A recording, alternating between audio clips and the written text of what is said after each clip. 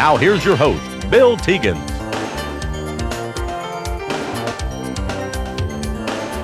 Hi, everybody, and welcome to the Eddie Sutton Show. The Cowboys have won 5 straight games. They're now 6-2 on the season, but this has been kind of a strange week, Coach, because it is finals week. Anytime you get into finals, you have to cut back on the time that you practice because mentally, physically, emotionally, it takes so much out of our student athletes.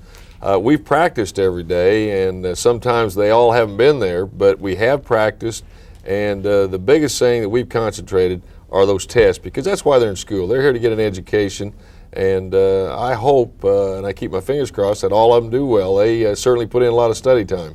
One of the things that's been talked about during this off week is Bryant Reeves and his injury situation. Can you explain a little bit? I know he's got some back problems. Well, we've had several players that have back problems, and it's nothing serious. His is not serious, but he gets treatments every day. One thing we suspected that could be causing it was a certain exercise that we were doing in the weight room, and Coach Youster, our strength and conditioning coach, has cut back on that. But Bryant, it's nothing serious, so our fans can be relieved about that. But it does bother him from time to time. Anytime that you have back problems, it affects you even if you're not an athlete. Now, if you're an athlete running up and down a basketball floor and jumping, it does affect you some. So we play again tomorrow night, Saturday night, and at that point, I hope that the final exams haven't taken too much out of it. We host the University of Texas Pan American, and then next week, very busy week, 2 very tough teams. We go to Tulsa and entertain LSU, and we'll talk more about that team later in the show. And then on Thursday, we travel to Tempe, Arizona to take on Arizona State. So it's a busy week for the Cowboys. I'm ready to get some of that warm weather. Looking forward to that Arizona State trip. Talk a little bit, though, about this is a great opportunity for Cowboy fans on the other side of the state to get to the Mabee Center and see the Cowboys in action. Well, everyone knows that Gallagher-Iba is sold out. Now, there are times that we'll have a few tickets available, but it is a sold-out house before we ever open the doors. But Mabee Center, which is on the campus of ORU, and we've taken our team over there the last few years to play different ball clubs. This may be the best team that we've ever played in Tulsa. LSU has to be one of the 4 best teams in the SEC. When you look at Kentucky, Arkansas, Florida, I think they're probably the 4th best team. They've got 4 guys averaging 20 points apiece, and they have one of the great backcourt combinations in college basketball. So it should be a terrific basketball game. My good friend Dick Vitale is going to be there, so he'll be entertaining. But there are some tickets available, and I hope all of our fans over in the Tulsa area will get out there December 20th. I think the game starts at 8:30, a little bit later than we started games here on our campus. But it should be a terrific basketball game, and I think our students should know that they can pick up a ticket, half price, $9, and they can do that right here on our campus, or they can do it over in Tulsa. So let's get a full house out there and help beat LSU. They beat us 3 points last year in New Orleans, as you well remember. Yes, it'd be nice to get a little revenge there. Well, we're going to take a break. When we come back, we'll talk about Northwest Missouri State and the Cowboys' 5th straight win on the Eddie Sutton Show.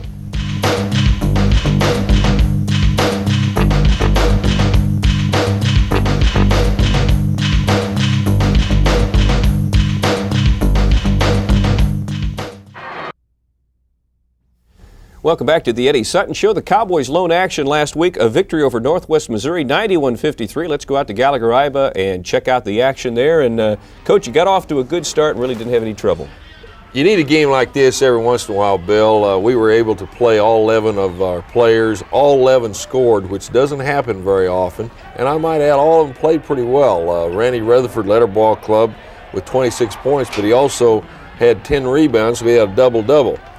And you can see a good drive there, go right through the defense. There's Randy shooting a long-range 3. He had 7 trays in that 7 game. trays, and I think that tied his record, or maybe it was one shy, but he's been playing terrific basketball. Brian had a tough night. He didn't score like he normally does, but I told him, I said, we're going to save you for LSU and Arizona State and Providence. So. But he's always going to be in there. I shouldn't say he didn't play well. He just didn't score as many points as he normally does. Keontae Roberts went off in this game, and Keontae, I think, has had 47 points in his last 3 games.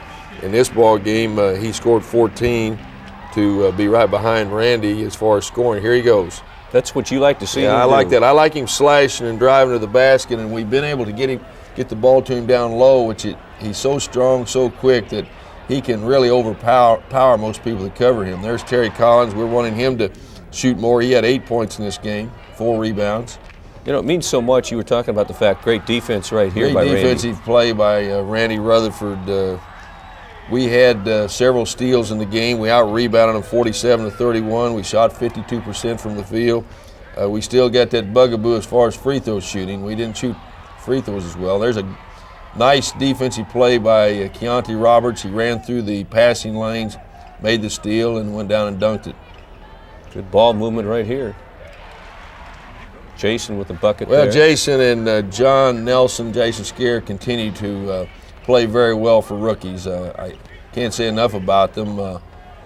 I really believe that right now, if you rated our players, they would be in our top 7. Great play by Randy Rutherford. We use the term stunt. You can see he started to fake to come to the outside, then he went right down the middle, and the defensive man didn't block him off. And on the missed free throw, he was able to convert and tip it back in. There's Ben Baum shooting a turnaround jumper. Ben with his first points of the year, finished with 5 in that one.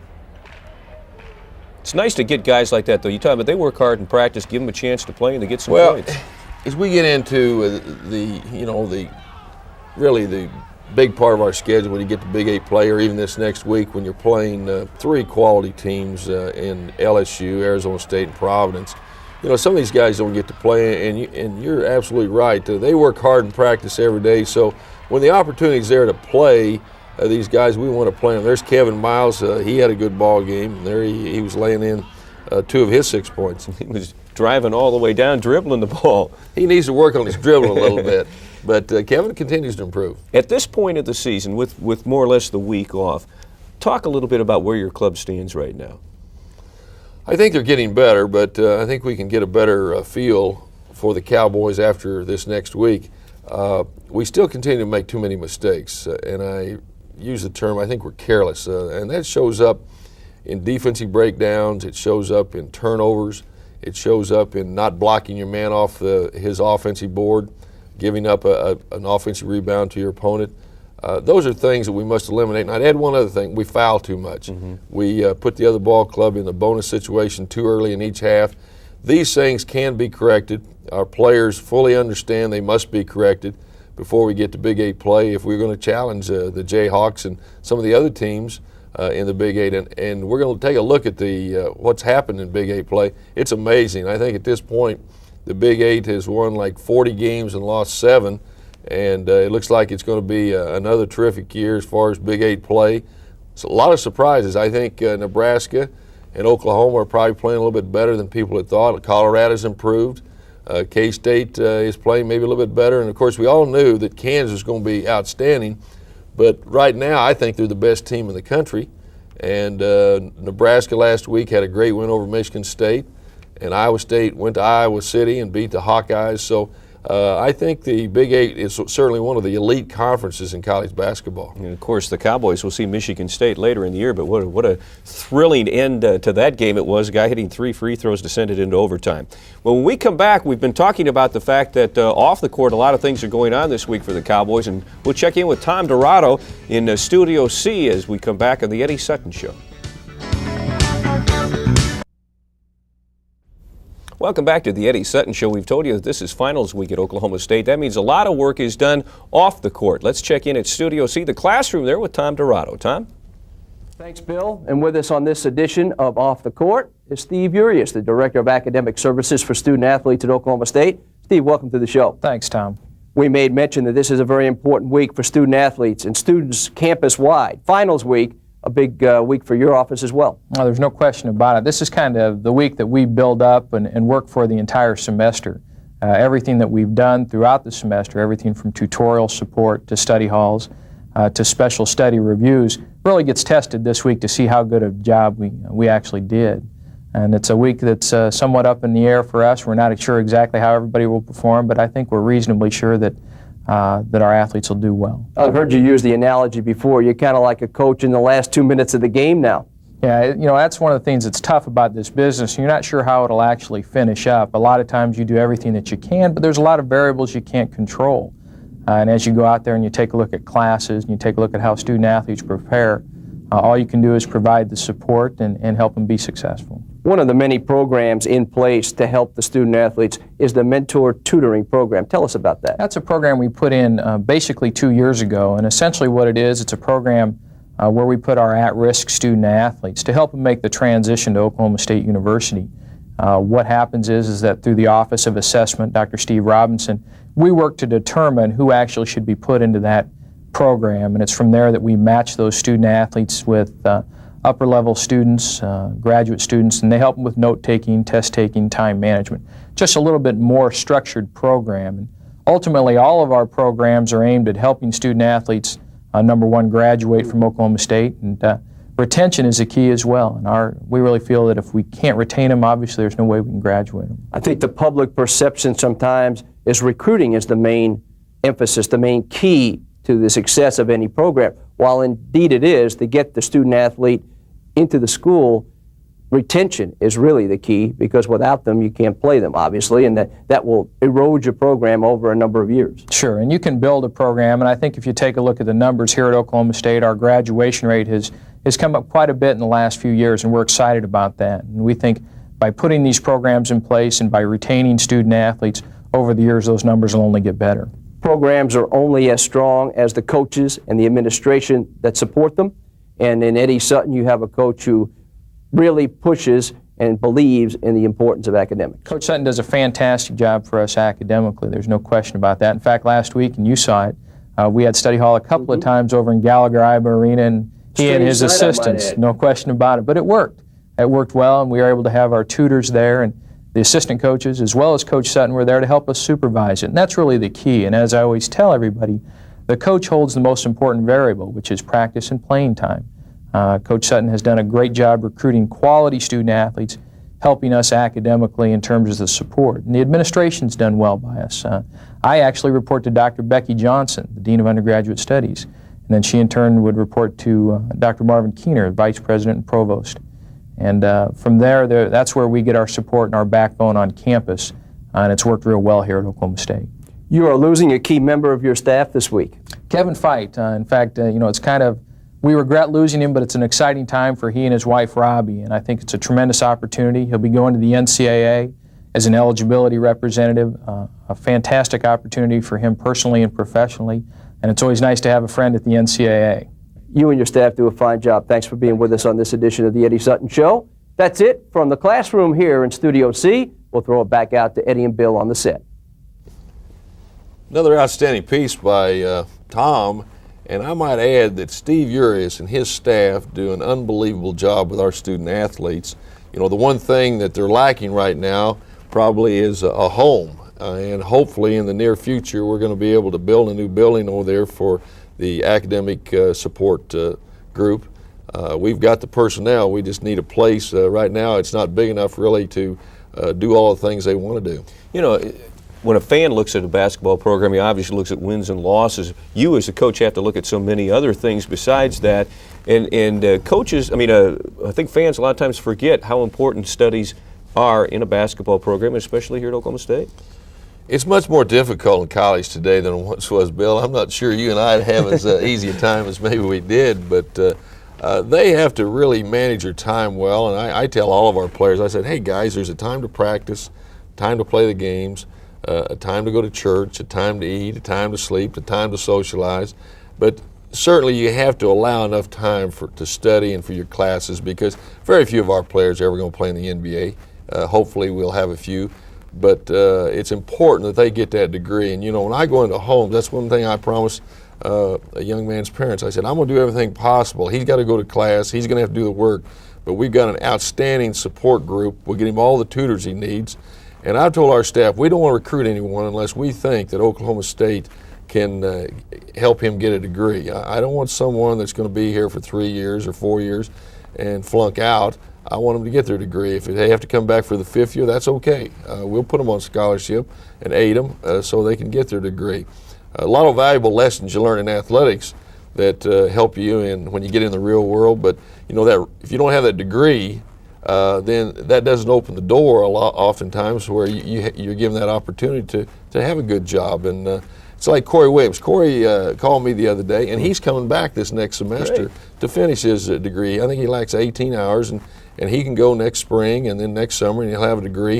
And whether he ever plays basketball or not, with his personality and with his drive and his work habits, guys like Ed Keller over at Bank 4, he's already said, hey, I'll hire Corey Williams today. He gets his degree. And that's why we want all these guys to understand they must get the degree. But there are no free lunches. Nothing comes easy. If you're going to be a winner in basketball, you have to pay a price, and you have to do the same thing as a student. Well, Coach, don't tell anybody, but my college days really weren't that easy anyway. When we come back on the Eddie Sutton Show, we'll take more look at the Cowboys and see what's ahead this week on the Eddie Sutton Show. Welcome back to the Eddie Sutton Show. And Coach, I know there's something you want to talk about that's very important to you, something that's a nationwide program, Coaches versus Cancer. Well, it's a great project, Bill. It was started, and there's a pamphlet that anyone can pick up at Gallagher-Iba when they come to a game, or if they want to write me at the basketball office here at Oklahoma State, I'll be happy to send them one. But this started with the University of Missouri last year, Norm Stewart and his Tigers. And what it is, you can pledge just any amount of money, a nickel, a dime, a dollar, whatever it might be. But every time the Cowboys hit a three-point shot, then that's what you're going to owe to the Cancer Society. And the NABC, the National Association of Basketball Coaches, have really gotten behind this, because I don't think there's anyone that doesn't know someone that has been affected with cancer. And so this is a way to bring in a lot of money for cancer research. And I think you'll find all across the country, I don't know how many colleges in Division I, I'm going to say it's like 100, but right here in our own state, I know the University of Tulsa, University of Oklahoma, and Oklahoma State are all participating in this. So every time the Cowboys hit a three-pointer, if you want to be part of this program and pledge some money to help beat cancer, well, just write me or pick up a pamphlet when you come to the arena. Well, that's a great way to help out a very worthy cause. Let's talk a little bit about the Big Eight. We mentioned it earlier.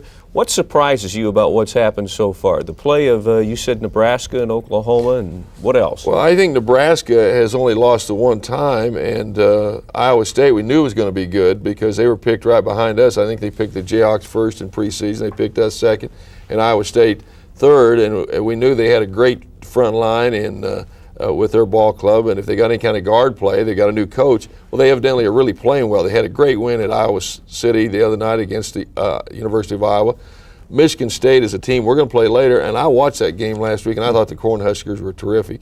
And I think the biggest surprise maybe is the University of Kansas being as good as they are. I mean, we all knew they were going to be good, but right now I think they're probably playing about as well as anyone in college basketball. I noticed this week they were ranked third or fourth, but all those teams at the top are good. But here you can see 40 wins and 7 losses thus far in Big Eight. So that in itself tells you that our conference certainly is one of the tops in college basketball.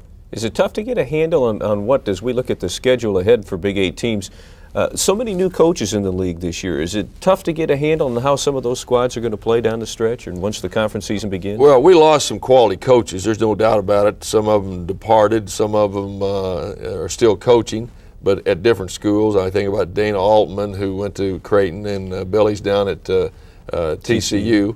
And Johnny Orr had a chance to go back and coach Baylor for a year, but he decided that he had had enough, I guess. But the 3 coaches that have come into our league are all quality coaches. They're good men, and I don't think that the institutions they represent are going to drop off any at all. New addition to the Oklahoma State family, one that we're going to see on your show coming up here next week, and that's the new football coach, Bob Bob Simmons. I tell you what, Simmons. this week, not only did we have finals, we hired a new football coach, and I think everybody that is connected with the Cowboy family, I know over in the athletic department, everybody's excited. Bob Simmons, I think, is going to be terrific. When he had his interview, he came into my office, and I visited with him for about 30 minutes, and he really impressed me, and I think he impressed President Halligan and Terry Don Phillips, our athletic director, and the screening committee. So he's got a tough assignment. Coaching football is not easy at Oklahoma State. When you look at where we are right now, we got to get. I told him, I said, the first thing you got to do, you got to get some players. I said, players make a better coach out of you. But right now, I think he's assembling his staff, and he has already hit the recruiting trail. He's got young man that hopefully he is recruiting. We talked when he was in my office about coaching your own son. And of course, I had the fortune of coaching Sean and Scott, and I told him, boy, what a great thrill and what wonderful memories and what a great experience that is. And he has a son, I think Nathan, who's one of the top seniors in the state of Colorado. So I'm sure he's got his wife Linda and everybody in his family maybe trying to get him to become a Cowboy, and I hope that happens. But anyway, next week on my show, if Tom Dirato can get it worked out, I want him to be a guest so that all of the people that are Cowboy supporters can see Bob Simmons up close. I think that we've made a wise decision, and certainly I am pledging everything that I can do to make this football program go. Coach, let's talk about basketball one more time as we head down the stretch here of your show this week. Texas Pan American on Saturday, then you go to Tulsa to take on LSU at the Mabee Center. Well, Mark Adams, who coaches the University of Texas Pan American, longtime friend, and he's got a nice ball club. They've only played, I think, 3 games going into the ball game Saturday night, but he's got a good club. But LSU Tuesday is for real. Dale Brown goes back a long ways. He was a freshman coach at Utah State when I was coaching at the College of Southern Idaho in 1966. Last year they beat us. But they've got probably one of the best guard combinations in the country. Both those guys are averaging 20 points a game. They got 2 other guys averaging 20 points, averaging over 100 points. They play UCLA Saturday night, so we'll see how good they are. But I hope everyone will get out to Mabee Center next Tuesday night and fill that thing up and make it just like Gallagher-Iba Arena as far as fan participation. Again, the Cowboys have played very well there under the Eddie Sutton regime. Hopefully that'll continue next week. Coach, good luck this week. We'll talk to you next week. And for Coach Sutton, I'm Bill Teegins. See you next week on the Eddie Sutton Show.